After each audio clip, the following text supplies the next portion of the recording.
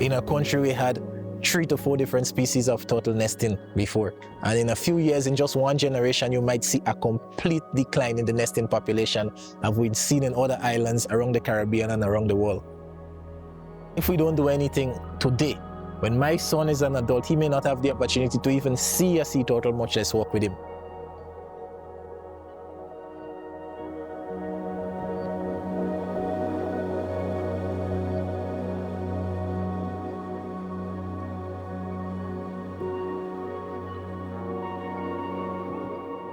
Nestled in the Windward Islands at the southern end of the Eastern Caribbean lies the tri-island country of Grenada, Carriacou, and Petite Martinique.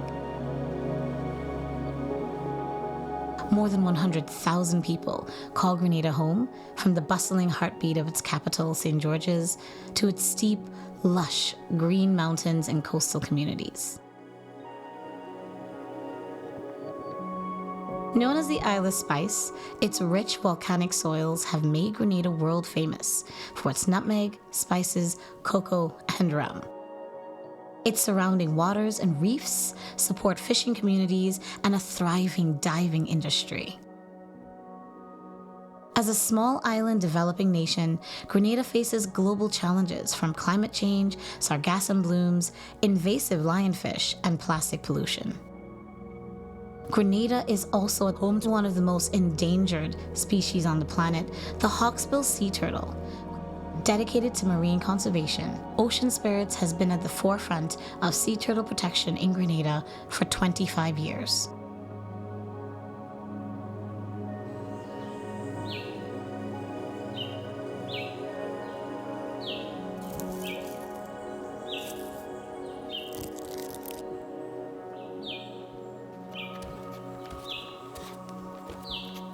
My name is Kate Charles. I am the project director for Ocean Spirits. I'm the YCAS country coordinator for Grenada and their conservation impact officer.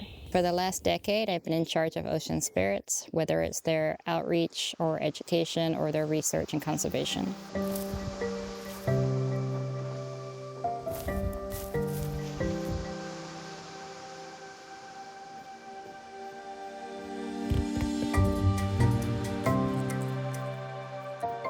Ocean Spirits are best known for their work protecting endangered leatherback sea turtles at Levera Beach at Grenada's northern coast, the third largest nesting site for leatherbacks in the Caribbean.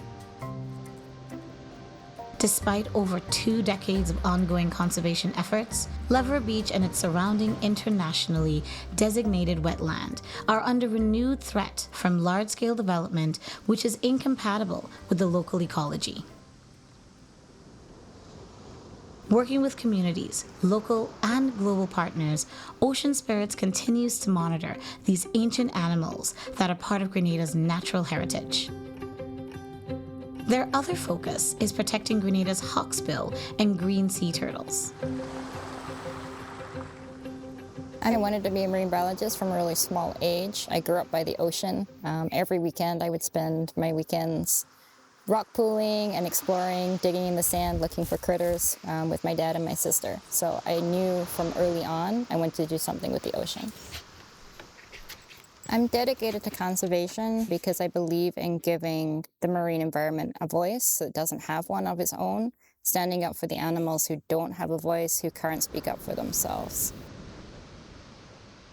My name is Benson Nicholas, and I do mostly spearfishing for a living. I got into fishing basically it's a family thing. I know my mom used to dive, my uncles diving, so I want to be like them. So when I was a kid, I would be like on my dad's shoulders or my mom when they bring us down at the beach to swim, and I would be on the shoulder, and then they would like, don't breathe, hold your breath. First get involved with Ocean Spirit through a friend. They recommend me to Kate, and then Kate gave me the first try. Well, I remember my first try was like hell. I only caught one little turtle. Each year, I head off to the offshore islands to do the first surveys at the start of the nesting season, and I'm full of excitement and also dread, sadly. I'm excited to see if the turtles have started coming, but also filled with dread, knowing that there's a chance that one has already been harvested.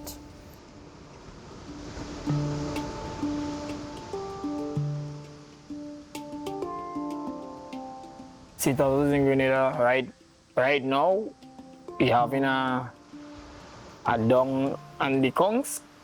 We know we've been losing a whole heap of turtles every year, especially for the Hawksbill.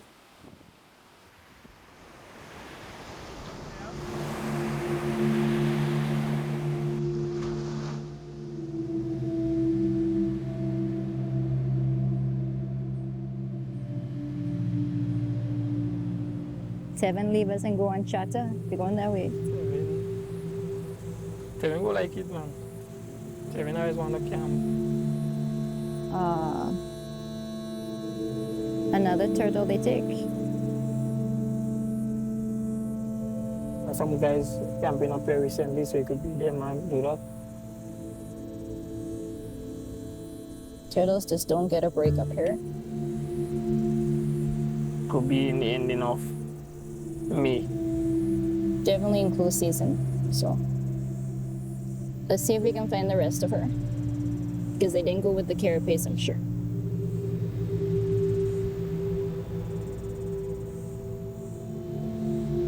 Now let's look for a shell. I don't believe they're gonna go with it. Nah, and they don't usually make the effort to hide it, so. Okay, if they go down with it, they're gonna be getting trouble, so. Like under the grape tree. Yeah. Wow. A nice big female there too. Big female. She looked like 70 something, 80 something, 80. I wonder if it was a tag one though. Let me turn her. Hold on, let me take up the water first, otherwise you're gonna make it lots of further. Look at that. So this turtle would be at least, what, 30, 40 years before she started coming back to reach this size. Imagine. Maybe she started she life here. Maybe she was a hatchling 40 years ago. And then she'd been outgrowing. Normally they come back and nest where they hatch from. Yeah. Oh. Oh, and then if it's a tagged one. No way of telling because they took the flippers to take everything apart from the carapace and the head. Over the last 5 years, based on data that we've collected just from fish markets and landing sites, over 100 hawksbills have been lost. In addition to this, what we've seen being harvested and taken from the offshore island areas, around a quarter of our nesting females are lost each season. This situation for hawksbills in Grenada is dire. The harvest at the moment is not sustainable, and it's going to come sooner rather than later, a day where we have no hawksbills left here.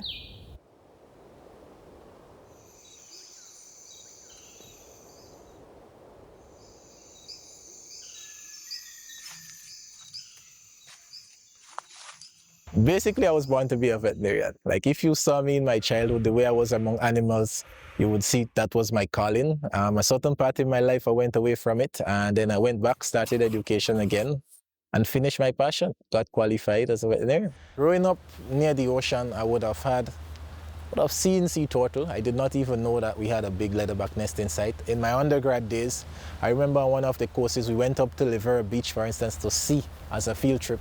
And the first time I saw these huge leatherback turtles coming out of the ocean, I mean, it was like a car. And I was so fascinated by it. So when I got back, I already had additional qualifications in exotic animals as well as and wildlife. So I decided to volunteer, and I think there was an injured turtle one day, and I helped. And after that, I decided, I asked if I could get more involved. There have been a decline in sea turtle population, and we're lucky that we have nesting female. We have actually a fairly sizable hawksbill turtle nesting population here. Hawksbills are considered critically endangered on the ICUN Red List, which basically means 90% of their population has been lost over the last 100 years. And we have a problem now with poachers on the nesting island, and they come in when the turtle is nesting. Most time before they even nest, they take away 1, 2, 3, 4 female, hack them up for the meat. Grenada's open hunting season is one of the longest in the Caribbean region and also in the world.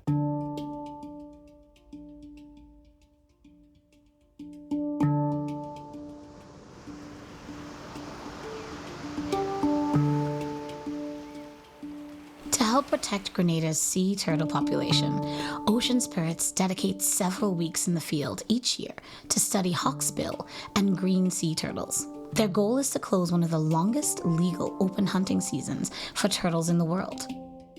With a cooperative team of fishermen, researchers, interns, boat operators, and a wildlife veterinarian, the journey begins on the shores of the town of Sauteurs. Their destination? The dozen islands that lie between Grenada and its sister island of Carriacou.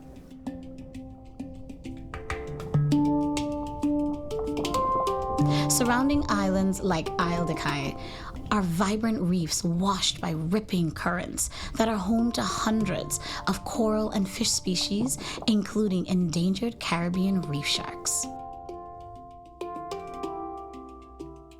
The largest island, Isle de Ronde, supports a small community of artisanal fishers who carve out a livelihood from the land and sea. The steep cliffs of the Sisters, Diamond Rock, and L'Etande are important habitats for seabirds that contribute to the area's rich marine life. There are massive seabird nesting populations of multiple species on all of these offshore islands, and the nutrients just from the feces from these birds nesting goes into the water, builds the plankton and the nutrition, and bait fish come in to eat that, and then big fish come in to eat the bait fish. So it's significantly important for the fishing industry. You get tuna, marlins, kingfish, lots of fish. This unique and diverse archipelago represents one of the true natural wonders of the Eastern Caribbean.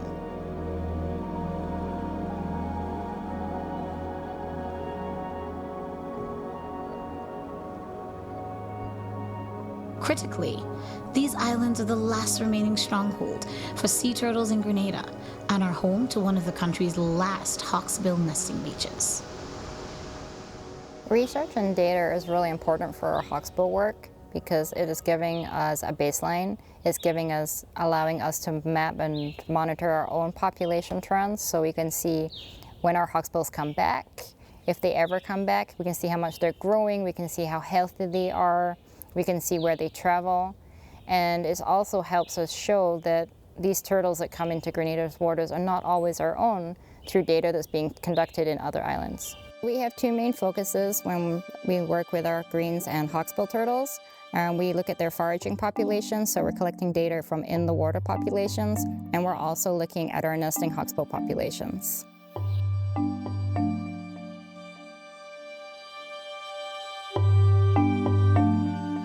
Sea turtles have had 120 million years to adapt to their oceanic existence. Hawksbills spend up to 98% of their time diving, feeding on sponges, and sleeping underwater. As air-breathing reptiles, hawksbills can hold their breath and dive to over 100 meters. They have evolved excellent camouflage to hide on the reef and swimming abilities to quickly evade predators.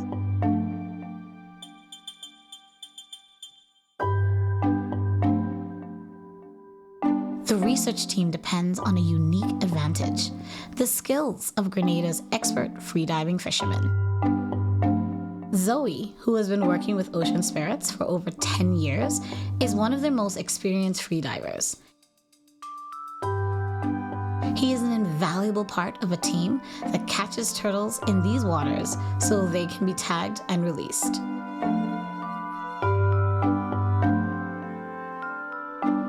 In freediving, a diver relies on a single breath of air to descend and explore the underwater world, a practice that humans have undertaken for thousands of years for foraging and fishing.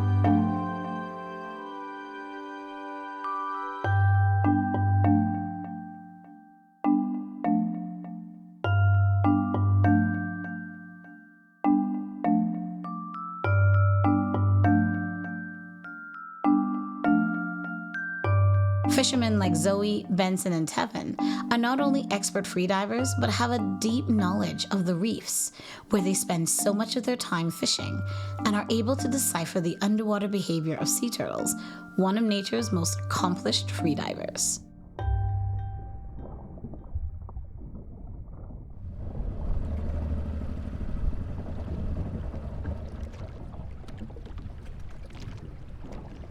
It's a good feeling. Being part of the project is a good feeling. I like going down and catching turtles and bringing it up on the boat to see everyone smiling. I love that feeling.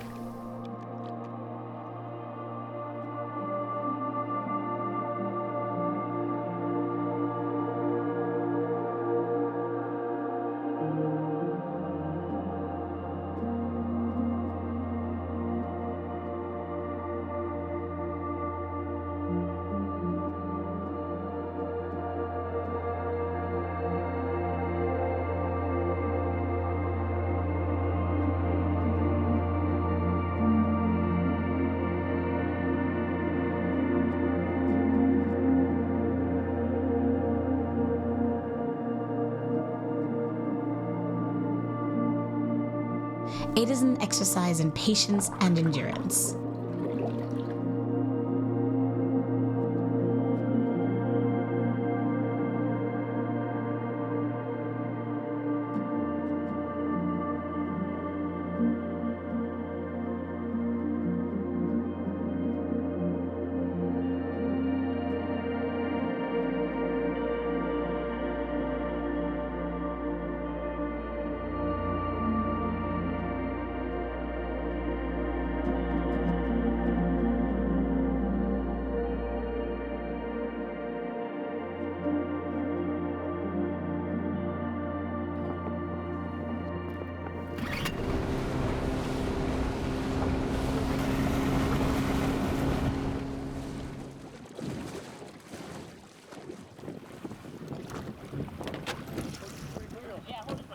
Ocean Spirits hires interns to foster the next generation of Grenadian marine scientists and provides them the experience and tools needed to succeed in their careers. Someday in the near future, they will play an important role in managing Grenada's marine resources. My name is Dexter Gordon and I'm a student at the St. George's University, currently pursuing my bachelor's at Marine and Wildlife Conservation. When I was like 8 or 9 years old, my grandfather knew that I had a love for the ocean, and because he knew Kate was the one that usually works with the lilybacks at Livera, he introduced me to her, who then brought me more into the Marine and Wildlife program. Kate invited me to work on the boat with them as well, just to get a first-hand experience of how things are done on the boat with the Hawksbills, like how they're catched and how they're taken care of on the boat. My first time going up to the island, although it was a very bumpy ride, when I saw the way that they catch these sea turtles and the way that the tagging process is done, the way that they draw the bloods and stuff like that, I realized that this is where I really want to be and this is what I want to be doing, just being out in the field and having first-hand experience.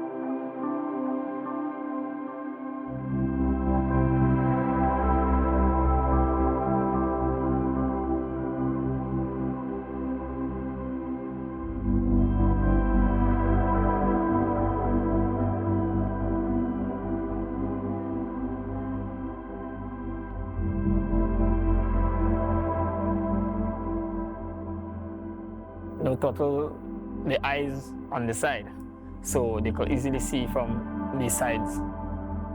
So while they're over them, they will have to look up. They will have to lean to look up to see you. There's a better chance to catch them when you're above them.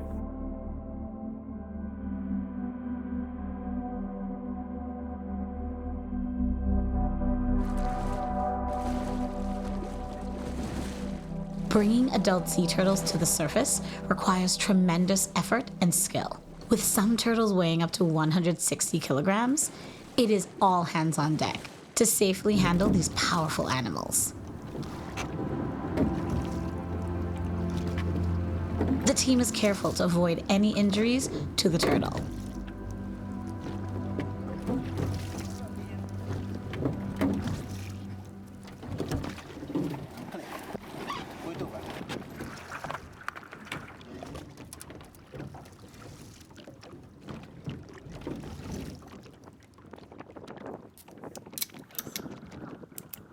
We apply flipper tags because this allows us basically to apply a name to each individual turtle. Each code is unique. So when the turtles come up on other nesting beaches or they're seen somewhere else in the region or sadly end up in the markets, we're able to identify which female or which individual turtle that is. We're measuring carapace lengths and widths. So each time we encounter the turtle, we can tell how much she is growing. For example, if we measure a turtle this year and then we see her again in 3 years, we'll know how much she has grown within a 3-year period. When we take blood sample from a sea turtle, for instance, there's a few reasons we do it. One of the reasons would be to see what parameters of normal healthy sea turtle. So if we get enough of that into the database, when you get a sick turtle, for instance, you can compare it with the blood values from the normal turtle. Through blood sample collection, we're creating a genetics database for Grenada. We are looking at all our population to see who they match with. So it's known that turtles are transboundary. So we're not necessarily going to have a Grenadian unique genetics.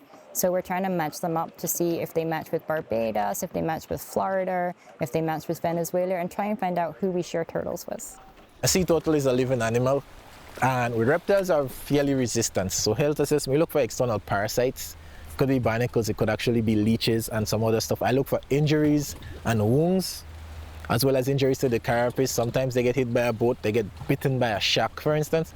And then we just look for general how much fat it is, if the animal is looking weak, if it's strong. Sometimes we have to medicate them, but most time we don't. Another thing what happens is there'd be a lot of entanglement.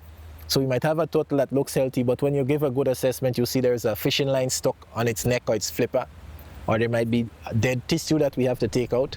I think one of the most surprising things from working with turtles is to see how resilient they are. Like there'll be sea turtles swimming with half of its carapace bitten off by a shark, or it got hit by a boat, and as long as it can still dive, it's coming along, or some missing an entire flipper but swimming in the middle of the ocean. And they're really resilient. Except when they meet some human hunters, they don't seem to make it out of that.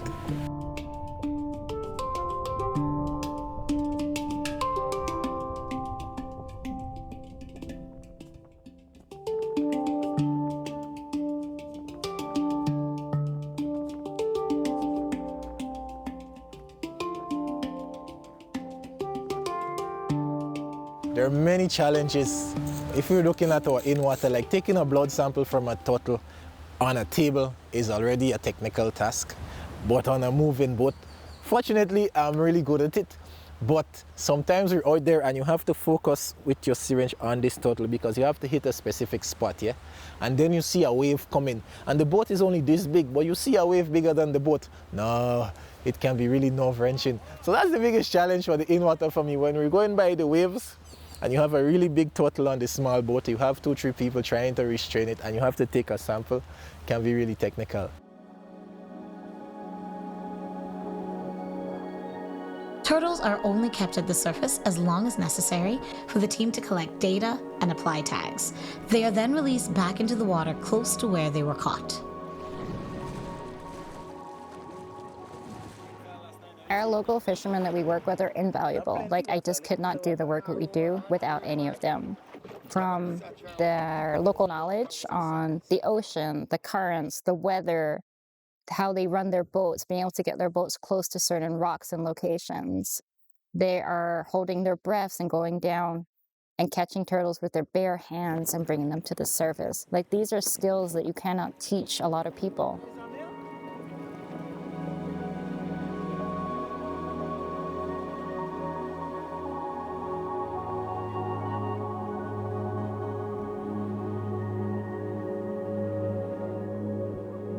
Monitoring Grenada's most important Hawksbill nesting beach is a major logistical undertaking that requires many months to plan.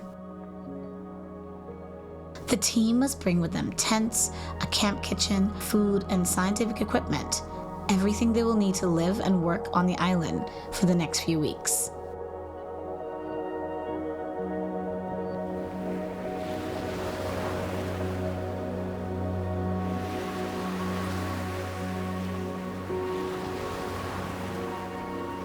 Ocean Spirit's meticulous scientific program means that the team will spend the next few weeks working on the water during the day and patrolling the nesting beach at night.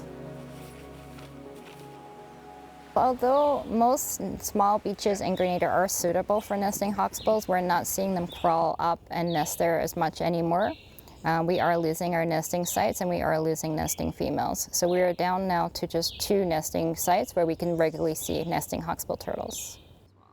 At nightfall, Kate goes over the research toolbox and completes a radio check before she takes the first patrol down the beach in search for female hawksbills coming ashore to nest. The team is careful to minimize disturbing the animals during this critical and vulnerable moment in their life cycle. They use red lights to illuminate their work, a color that is minimally disruptive to turtles and their hatchlings. Members of the team take turns patrolling the beach throughout the night.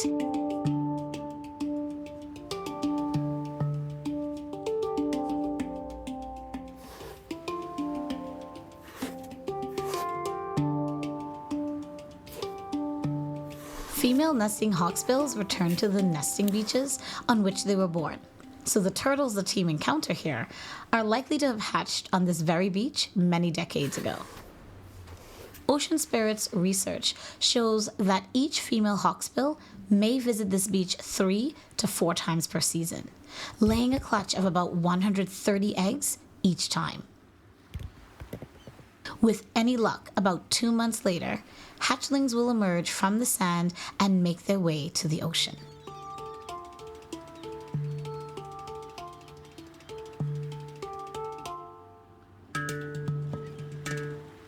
A sea turtle may take 20-25 years before the first time it comes up to nest, and after that it may only come back in 2 to 3 years, maybe even 4 to 5 years. So when you take a nesting female out, the other thing you have to consider, they may lay 100 eggs, but sometimes only 1 in 1,000 of these eggs, 1 in 1,000 of the hatchling, not even the eggs, would grow to adulthood. So this turtle may have survived the odds maybe in 10,000 to 1, and then you take it out of the population, it has a significant impact on the future of that species.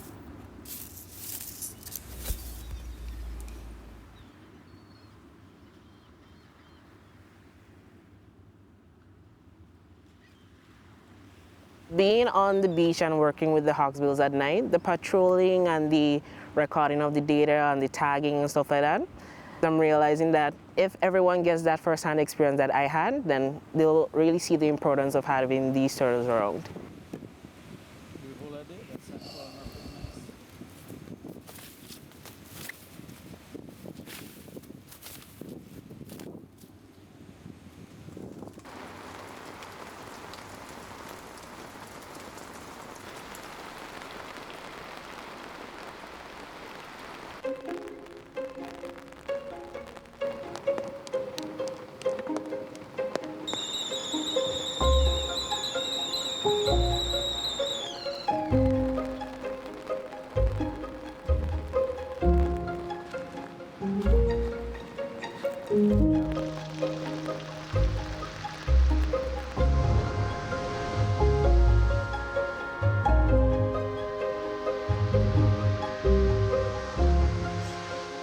The fresh blood samples collected from the turtles must be processed before they can be sent to the lab for analysis, as they are at risk of degrading in the tropical heat. To safeguard the result from these important samples, the blood is processed in the field to save time and avoid weather-dependent trips to the mainland. Using a generator-powered centrifuge, Kate separates the various components of the blood. Once this is done, they can be safely stored for an extended period of time. Later on, Ocean Spirit's local and international university research partners will analyze these samples. However, it may be a year or more before the team gets results that are vital to its conservation efforts.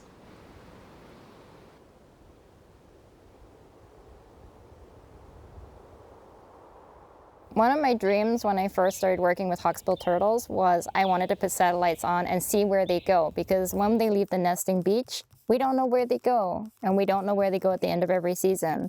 So we were really lucky to get funding, and for the first time we've put satellites out on Hawksbill turtles, which is going to show us where they are in between their nesting cycles and also where they go at the end of the nesting season, because most likely they don't stay in Grenada, but we have no idea where they end up.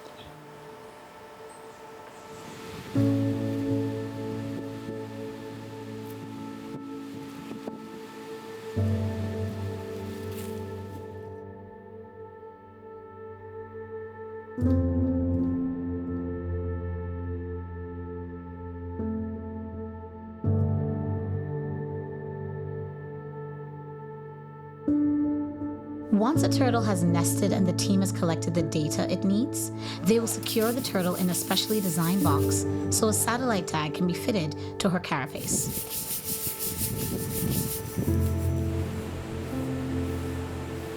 To securely attach the tags, the team makes an exception and works under normal light. A carefully placed cloth over the turtle's eyes keeps her calm. Spread a thin layer on the carapace where you'll place the fiberglass piece.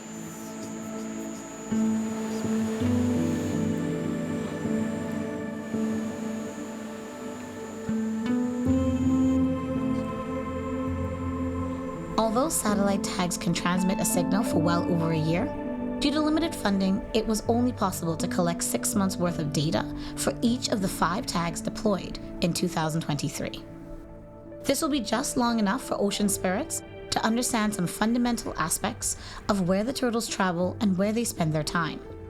Once the turtle leaves the beach, the tag will transmit her location to Ocean Spirits via satellites in space each time she comes to the surface to catch her breath.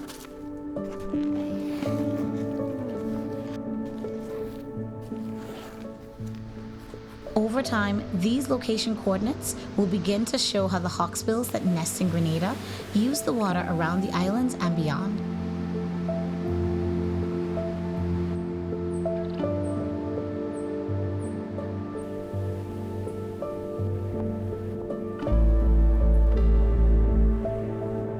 The team tagged, measured, and sampled dozens of green and hawksbill sea turtles.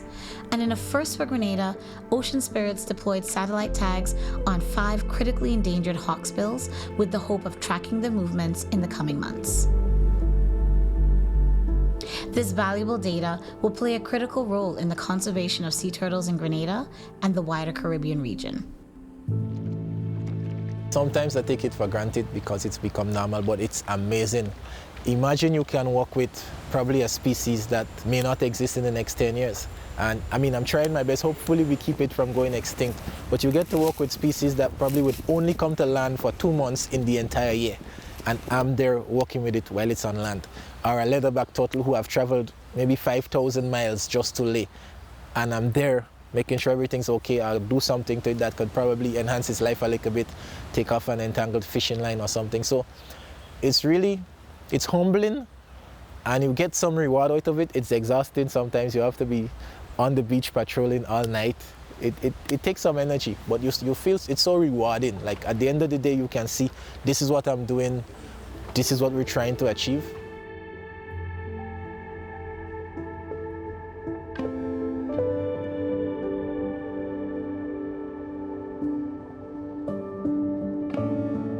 Lebo, Grenada's first hawksbill sea turtle to be fitted with a satellite tag, was spotted on local reefs several times before she made her way westward, visiting the Dominican Republic and Haiti, before settling in a marine protected area in Cuba. Hope also made her way west, but took a southerly route, settling in remote islands off the coast of Central America near the border of Nicaragua and Honduras. In just a few weeks, Lebo had traveled an astonishing 2,700 kilometers. Meanwhile, Hope swam some 2,200 kilometers across the Caribbean Sea.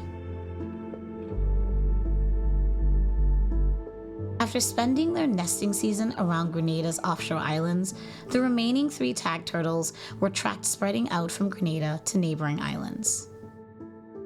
Aurora and Monty eventually settled in the Grenadines and as far as St. Lucia before the satellite subscription expired in early 2024. The 5th turtle, named Omef, stopped transmitting its location south of Carriacou almost 3 months before her subscription was set to expire. Her satellite tag may have failed, or she may have fallen prey to a large shark. It is possible that she may also have been hunted during the open season in Grenadian waters. If she is still alive, her fate may only be revealed if she is identified by the research team in future seasons.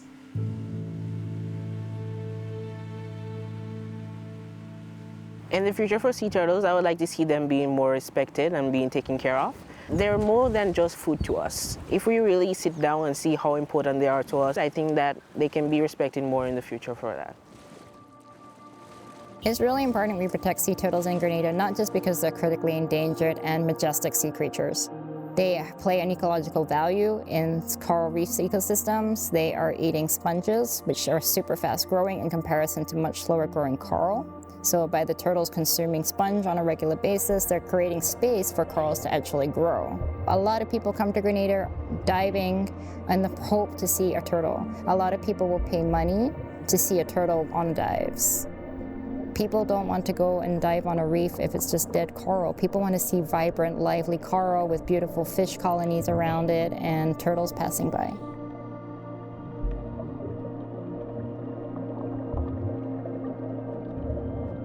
Sea turtles are a keystone species for the reef.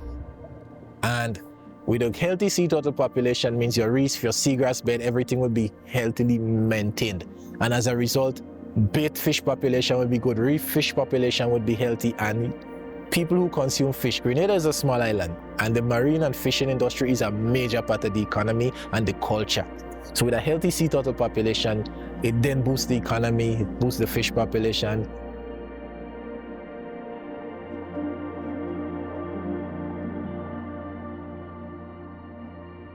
Grenada legislation currently states that leatherbacks are protected all year round. However, hawksbills and greens are not. They have a closed season for just 5 months. That means that 7 months of the year they can be legally harvested once they're over in a certain size. This means all our adult nesting females and fertile males can be harvested when they're in our waters. We have nesting female hawksbill, we have foraging hawksbill, we also have juvenile hawksbill in our ecosystem. And it's one of the few places in the world where you can actually find hawksbill turtles of all life stages. So a big impact on the future of critically endangered hawksbill turtle would to give them year-round protection.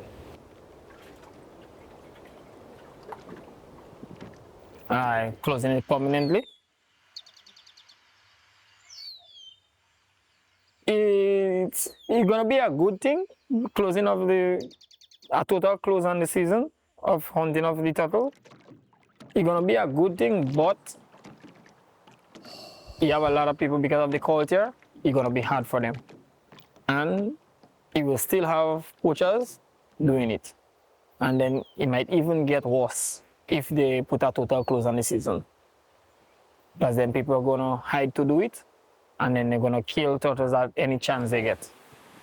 Sadly, this year when we went up, we found a slaughtered turtle, very freshly dead, so she was harvested during the closed hunting season, and also she was ashore nesting. So 2 sets of the legislation had been breached. I think Grenada should close their hunting season. Our Caribbean neighbors have closed theirs already. We are one of the last countries now with an open hunting season.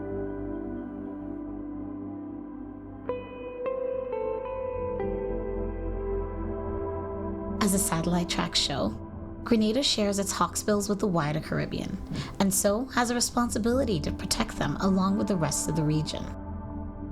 Despite having obligations to almost a dozen international and regional treaties to protect its biodiversity, Grenada currently has no national strategy for protecting its sea turtles. while 14 other regional jurisdictions have developed plans to manage their sea turtle populations. Grenada's Sea Turtle Recovery Action Plan, more than 20 years in the making, has yet to be implemented.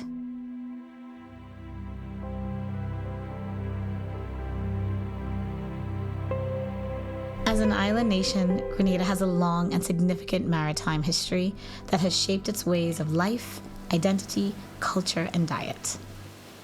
It is this history that has shaped the relationship between sea turtles and Grenada's people. Considering the dire situation for sea turtles in Grenada today, it is imperative to safeguard this relationship. These difficult realities can no longer be ignored without consequence.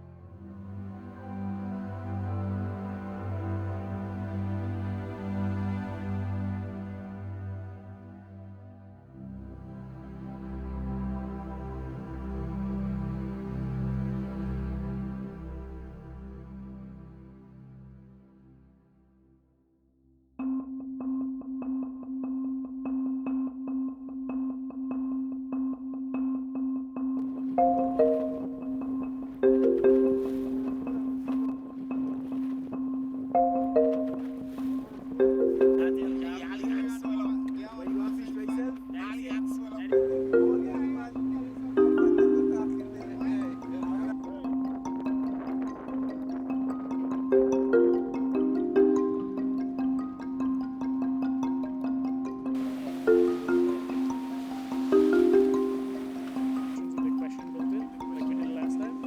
All right.